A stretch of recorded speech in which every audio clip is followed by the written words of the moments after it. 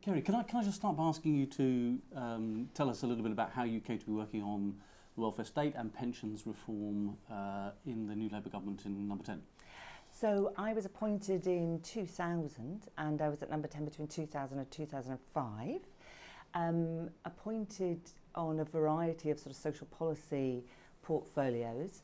So that included children and families, but also pensions, with the Department of Social Security, as I think it was then, but what was to become the Department of Work and Pensions. There's one of the key departments that was my sort of shadow department, because we were sort of assigned particular departments as well as some parts of the Department for Education. And in relation to pensions, specifically, I was involved in pension policy really up until, I think it must have been about the beginning of 2003, when we then brought Gareth Davis in, who'd been working at the strategy unit, as I remember it. And that was great, actually, because that worked better because I could then focus on families and children. So can you say, I'd like to start with the kind of context of Labour's thinking about the welfare state, if you like, which has been characterised very much as sort of belonging to the sort of social investment approach to welfare state, to say that there are new social risks like prolonged unemployment, lack of skills, lack of education, child poverty and so on, and those are different and distinct from the older social risks that the welfare state dealt with in the past, and we needed a new kind of investment-focused welfare state. And that appears, on the face of it at least, to have less intellectual, ideological space for thinking about social protection and benefits and pensions, perhaps in the way that had been the case for Labour in the post-war period. I think there's a very specific, if I think about some of the kind of political legacy and then think about the kind of the wider ideological context, I think in pensions, or certainly in relation to the state pension, to some extent the legacy of Labour's 1992 defeat still sort of fed through, in the sense that the sort of anxiety about universal benefits and tax rises for raising those benefits, which was both pensions and child benefit, had such a rough ride and was seen to be part of the 1992 defeat, although obviously there's lots of question marks over that. Probably also influenced all the issues around the basic state pension and whether it should be earnings linked and so on. I think there's also the Social Justice Commission was strongly in favour of thinking of social insurance and national insurance. So the IPPR hosted and sort of drove. And of course, the welfare changes that then came into place, particularly after Frank Field, who was originally put in charge of sort of welfare reform, after he sort of departed, and the sort of, and I guess as Gordon Brown sort of asserted his sort of knowledge and role, that was really sort of ditched, and we then went down, the role that the role of tax credits, redistribution through tax credits, that became such a strong feature of Labour's policy. So I think there was sort of some key sort of changes from, in a way, some of the way the ground might have been prepared, or the way in which pension policy might have been configured at an earlier time. I mean, my sort of sense of sort of pension policy at the time is that it wasn't really informed by a wider discussion of the welfare state. And in a sense, I think, because a lot of the thinking around the welfare state was sort of driven by the Treasury and by Gordon, it was very focused on families with children. So there were sort of some changes in relation to pensions, but certainly at the point that I was there, that actually that was not the primary focus. And then there then became a very strong focus on pension credit and pensioner poverty, which again was sort of in line with the focus that Labour had taken. Was that a consequence of a desire to address pensioner poverty, or that plus the kind of politics of, say, people like Barbara Castle, very active in trying to push Labour to doing more and different things on pension reform? Can you just account for why pensions became more important, perhaps in the later 90s and early 2000s? So I think that there was the kind of big concern about pensioner poverty, and I think there was a realisation, and this kind of happens both in the run-up to Labour and through the kind of that early part of Labour years, that actually the pension settlement is no longer kind of fit for purpose, and that pensioners were falling behind in relation to living standards, that that the sort of private sector provision that was available, the sort of world of the large company and defined benefit pensions had started to feel much more precarious. There were, some sort of significant insolvencies, and therefore, there got to be actually just quite a lot of policy and political anxiety about whether actually where we had got to, which was a pension that was now delinked from earnings, that both large public sector and private sector companies were under pressure in relation to providing adequate pensions for people in future, and that obviously reflects changes in occupational patterns and changes in sort of industrial and economic structure. That all those and then people not compensating for that through their own decisions to save, that sort of really plus increasing longevity, that these were really kind of major changes that were coming together, that meant that the sort of reforms I think that had initially been anticipated were not bold enough to be able to solve those issues. So in a sense you're saying that pensions reform was a response to those major challenges that were developing, but wasn't sort of seen as kind of part and parcel of a broader approach to the welfare state, whether it was asset-based welfare and the ideas about child trust fund, or whether it was child poverty and tax credits and incentivising people to work and rewarding work and tackling in-work poverty. Though the pensions was rather distinct, it had its own drivers of reform. Yes, I think so. But of course, I'm also reflecting on the way, the sort of, I guess, probably my own personal kind of interests and drives, which was much more in this probably in a kind of family and children's space. So, there may be other people who would sort of locate it differently, but my sense of where the big policy and political narratives were, it was not particularly around locating the pensions within that kind of wider discussion of welfare state reform. And so, just to take the example of child trust funds, which you were very heavily involved with, there wasn't a discussion then about, say, thinking how do families over the life cycle save for themselves, their retirement, but also for their children. I mean, these things were done in distinct tracks. They were, and I think we thought about the Child Trust Fund very much through the sort of lens of children and young people, and then kind of giving them an asset that they could then use for a number of purposes for their future study and learning and employment purposes, rather than seeing it in an integrated way in relation to asset-based and savings-based policies.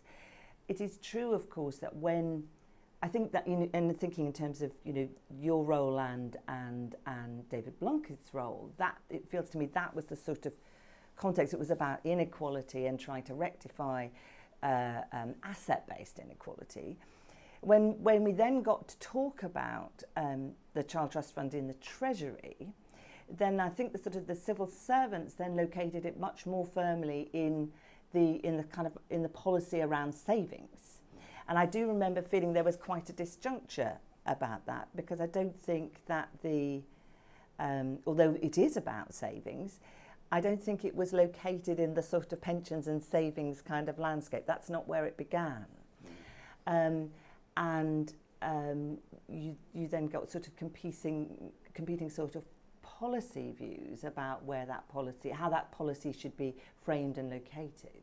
Can we have a look at how the Pension Commission then kind of gets established and establishes its role? Because that would have been around the time of the Green Paper. This, you refer to occupational pensions, but then it gets into something much wider in terms of referencing to expansion. It's a really interesting lens also on exploring some of the differences between the Prime Minister and the Chancellor, being Tony and Blair and Gordon Brown. And I know for some time, so I can remember when I first started at Number 10, one of the first meetings I had was sitting in the garden with Tony Blair, where he expressed his sort of concern about the basic state pension and the fact that there had been the 5p rise in the basic state pension, which had, politically very difficult. That's what RPI was. Logically, you could see where the Treasury was coming from, but very difficult politically. And in a sense, that sort of anxiety about what's happening to sort of a sort of universal part of the welfare state and people in the middle was something that TB was always very kind of front of mind for him. So that was an interesting sort of first conversation. And then, of course, that gets kind of played out later on in relation to thinking about how that pension commission was constructed. So although it was included, as a response, in a sense, to whether the voluntarist approach in terms of people getting incentives to save themselves was sufficient, there'd been a kind of long-standing issue really about whether the basic state pension should be index-linked again in relation to earnings. That had played out between the Prime Minister and the Chancellor. And thinking back in relation to pension credit, I remember at the time that there was quite a lot of concern at Number 10, and again these were sort of quite sort of typical sort of differences about the fact that a concern about the complexity around of pension credit, and while I think it was supported, or we supported it because actually, and it turned out to be a highly effective way of dealing with pensioner poverty, it wasn't sort of dealing with the whole kind of question of pensions. And because of the sort of the deal about who was in control of which areas of government policy between the two of them, there was an incredibly strong view, which again obviously gets played out later more, about a sort of hands-off pension policy, hands-off anything that's around the basic state pension for Number 10 and the Prime Minister. That starts to change. So I can remember being at Number 10, and Tony would write these holiday notes, post-holiday notes. Now I guess that must have been the summer of 2002, but I'm not 100% sure. And that we came together in the policy unit discussion around the big table. Jeremy Hayward would chair, and he raised the issue of pensions, that in a broad way, that we were not in the right place, and wanting to have a much more sort of all-embracing look at it and what we should be doing about that, and a sort of, I think, a kind of illustration of political foresight actually, and a sort of instinct about sort of where the mood was. And so that kicked off then what then later emerged as the Pension Commission. But it was very difficult to get the Treasury to be prepared to include anything to do with basic state pension side, a policy to be included in that Pension Commission remit. And then, as there was then a sort of a sentence that was included in the remit of the Pension Commission, which allowed the impact of the basic state pension on people's incentives to save, basically, to be included. And that was a sort of win. I can specifically remember the negotiation of that sentence and conversations with Ed Balls, Jeremy Hayward, and myself about how we got that in, combined with sort of really interesting discussion about the commissioners. So I think, you know, the commissioners were, it was a really interesting and clearly what became, you know, a highly successful way of working. And the sort of Adair Turner obviously was felt like a very sensible choice because he'd also had a run at the Low Pay Commission, and had the sort of authority and credibility not only with the sort of business world because of the CBI, but with a kind of a wider set of sort of audiences and constituencies. And then Jenny Drake, coming from the sort of trade union side, and what I can remember is John Hills. I thought that John Hills would be you know, an excellent sort of analytical mind, and a conversation with Ed Balls about including. So when we were negotiating about having those commissioners, a conversation with Ed to say, you know, we think, you know, John Hills would be a good person, and that he was sort of he was sort of quite happy and surprised that we'd suggested John as somebody, I guess, because there was a bit of a kind of guardianship of, you know, what was going on for poorer pensioners, you know, really right at the front of his mind. So all of that was quite fraught. And it is really interesting. I had a quick look at not at the announcement, but at the pension paper that was published in December 2002. And there's just a very, very kind of passing mention to of the Commission. So that sort of, I guess that you know, that negotiation with the Treasury was something that we obviously did across a whole kind of range of different issues. And at that stage, even though the intent from the Prime Minister's perspective was that it should be a big and bold commission, you know, initially its remit was quite confined, but because of the way it turned out, the way it worked in the end, it was able to actually to be big and bold. So it was a quite conscious decision to keep the commission small, yes, to not go to another royal yes, commission, but to keep it yes, focused. And to have a balance of interests of the unions were involved, yes, from the start. Yes. As you say, Adair Turner with his kind, yes, of credibility in the business community, yes, but also, and to have the, you know, the unimpeachable credentials, yes, of John Hills, yes, as your social. And you can see on that basis why you'd then get a report which would have kind of lots of analytical and, yes, other credibility. Yes. Can you just say a little bit more about, you know, was it part of your thinking at the time that you wanted a kind of long-term consensus for this? Obviously, you had to deal with the issue of getting, yeah, consensus within the government. Was, yes, the primary concern, yes, obviously. A commission like this would be able to establish a settlement that would endure, because people, historically, Prime Ministers and others turn to commissions when they want something, yes, done that can endure. Yes, yes. So I think it was part of that vision, and I think the you know, that Tony Blair had in mind that it should be, you know, because there had been a number of reforms, but they had all been, they were more fragmented. They were about specific parts of the system. There wasn't anything that was all embracing. So even though the terms of references were narrower than the report that they then delivered, I think the ambition was there from the start. But of course, you don't know. You don't know whether, you know, those commissions can come to deliver that ambition. And I guess what was interesting was, I think both because it was small, because it had plenty of time to deliberate.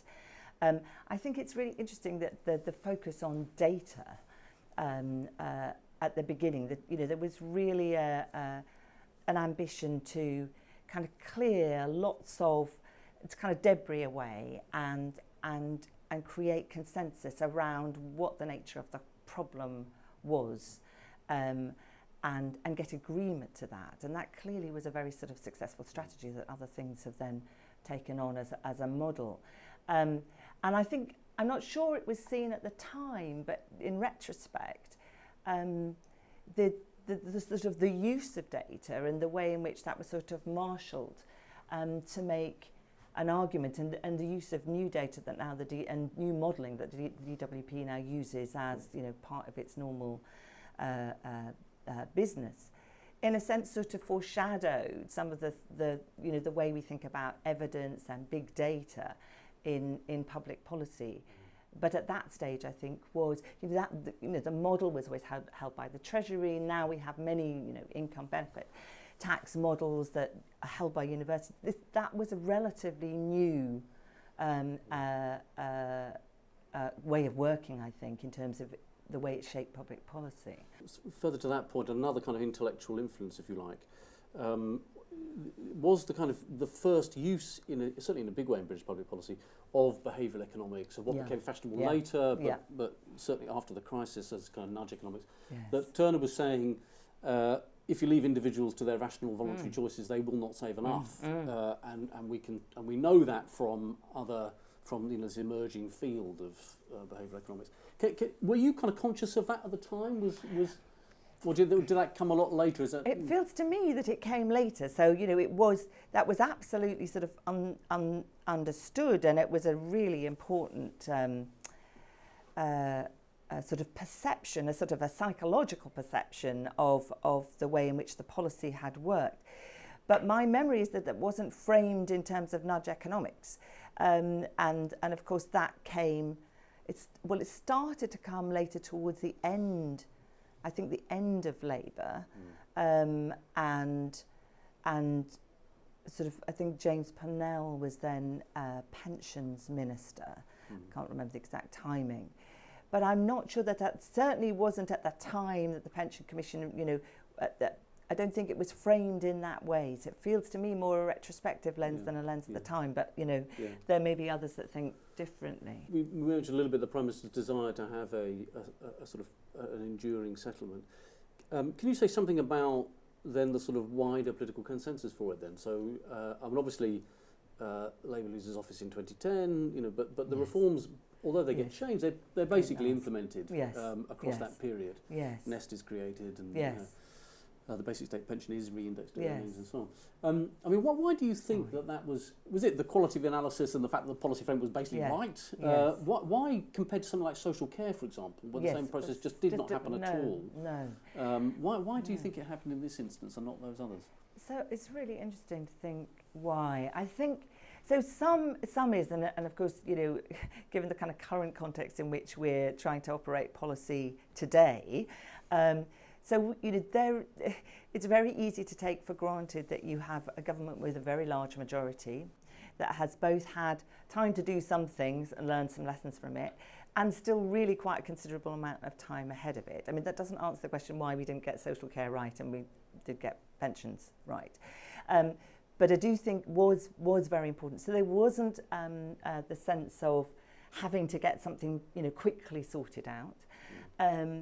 I think it's also a reflection of the roles of those institutions like TUC and CBI. I mean, the sort of corporatist kind of model of being able to solve social policy problems. It was slightly different because you had another, so you had John Hills as an academic, in other similar sorts of bodies. We had the voluntary sector more involved, as kind of equality bodies.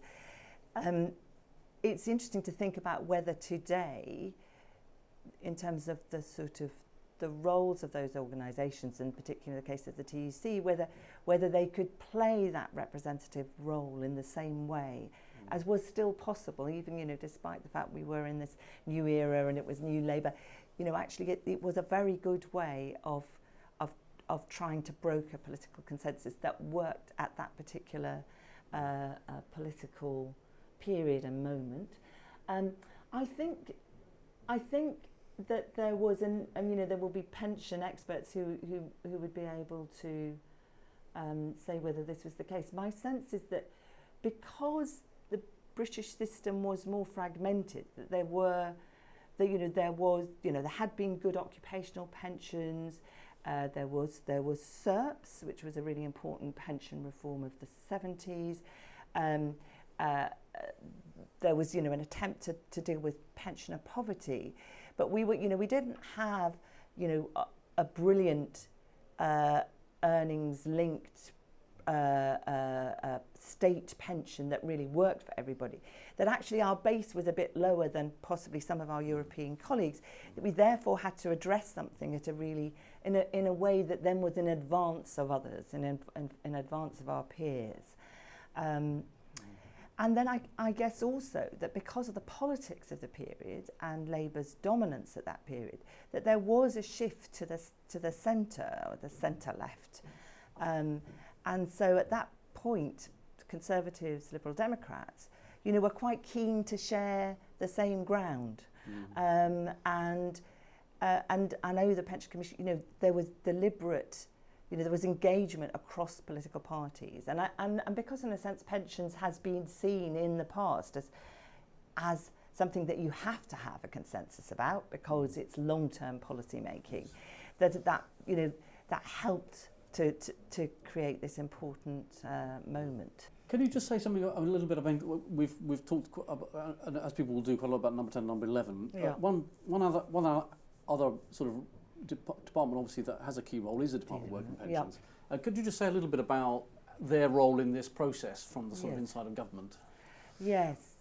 So sort of overall, so not specific to pensions, but pensions included, I think, it was quite hard for the Department for Work and Pensions to sort of assert itself in relation to Treasury and the relationship between Treasury, the Chancellor, and then whoever was the Secretary of State at Work and Pensions. In fact, there was a sort of silent sort of understanding that whoever was appointed as Secretary of State in DWP or DSS as it was before, it had to be approved by Gordon. That was kind of Gordon's, appointment. So, and I think for officials it was quite difficult because they were often kind of running to keep up with whatever Treasury happened to be planning. But actually I think what's interesting about the Pension Commission is that starts to change. So I think both because the Prime Minister, really had this, a very strong focus and devoted a lot of time to the Pension Commission, and DWP were running it and running the commission, that actually you probably get a sort of a reassertion of the Department of Work and Pensions sort of role and some autonomy around what it was doing. And it clearly was, it was hosted by the DWP. So that's an interesting shift. And I guess just thinking about, what I think the reason that was able to happen more was because actually the Prime Minister was engaged in it in a way that probably it would have been left to Gordon at one stage. So I think that dynamic slightly shifts over pensions in particular. Yeah. I guess the only other thing that might be worth thinking about is older people themselves and their voice. And there were certainly some initiatives that sort of started at the beginning of Labour's coming in 97, that about giving more voice to pensioners. There were various kind of empowerment initiatives, and of course just kind of population-wise in terms of what kind of demographics and this hugely important voice and political power. And while I don't think that's that much discussed, I think it has to be an important part of why